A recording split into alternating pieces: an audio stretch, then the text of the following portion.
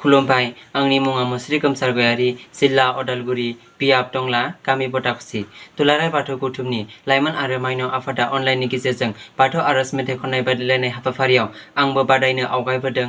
आयदा क दिंखन मेथाइनि गिबि सिरि बिबार लायै लायै आरज गाबबाय गसाइ जागायबाय। बिबार लायै लायै आरज गाबबाय गसाइ बाथौनि गुदियाव नोंखौ नेबाय बाथौनि गुदियाव नोंखौ नेबाय बिबार लायै लायै आरज गाबबाय गसाइ बाथौनि गुदियाव नोंखौ नेबाय बाथौनि गुदियाव नोंखौ नेबाय बे संसारा नोंनि माया आफा बे मुलुगा नोंनि दानाय बे संसारा नोंनि माया आफा बे मुलुगा नोंनि दानाय मानसि महर लानानै अन्नाय माला लानानै नुजाफै नों गसाइ जोंनि गेजेराव आफा जोंनि गेजेराव सान महर लानानै सोरां महर जानानै जोंखौ लांफैदो आफा नोंनि खाथियाव आफा नोंनि खाथियाव मानसि महर लानानै अन्नाय माला लानानै नुजाफै नों गसाइ जोंनि गेजेराव आफा जोंनि गेजेराव सान महर लानानै सोरां महर जानानै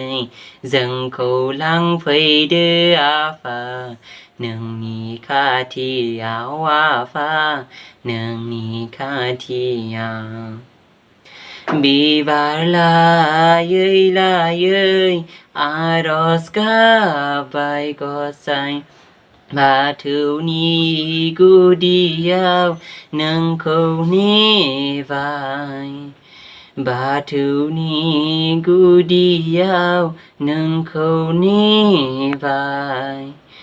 सानसना मोना नोंनि गेलेनाय आफा मिथिसहाया नोंनि सोरजिनाय सानसना मोना नोंनि गेलेनाय आफा मिथिसहाया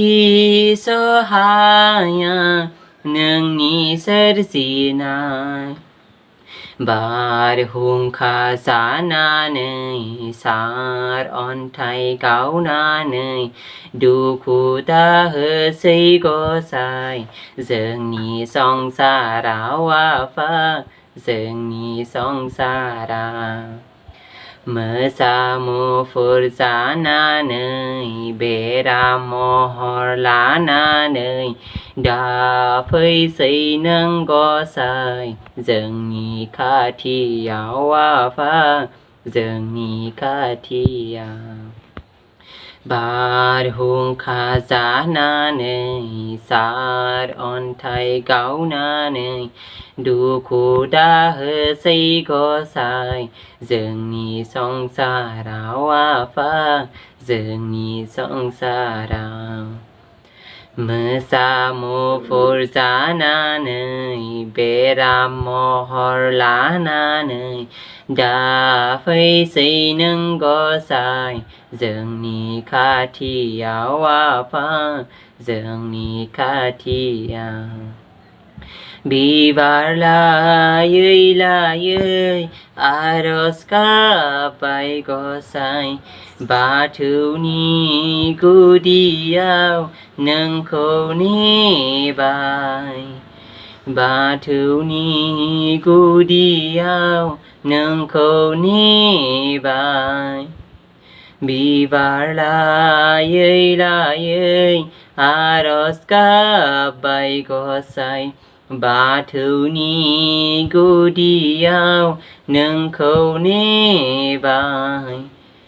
बाथौनि गुदियाव नोंखौ नेबाय बाथौनि गुदियाव नोंखौ नेबाय दं।